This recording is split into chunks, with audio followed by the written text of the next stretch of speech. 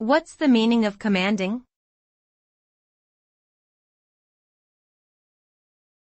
Commanding.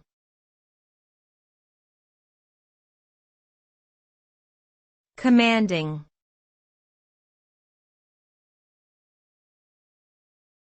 Commanding.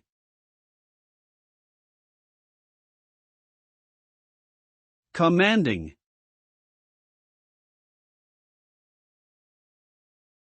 Commanding refers to having a strong, authoritative presence and being able to take control in a situation. When someone is described as commanding, it means that they have a level of respect and influence over others, and are able to direct them effectively. This can apply to individuals in leadership positions, as well as to objects or situations that have a dominant or powerful quality. Overall, being commanding implies a sense of confidence and capability that inspires others to follow one's lead.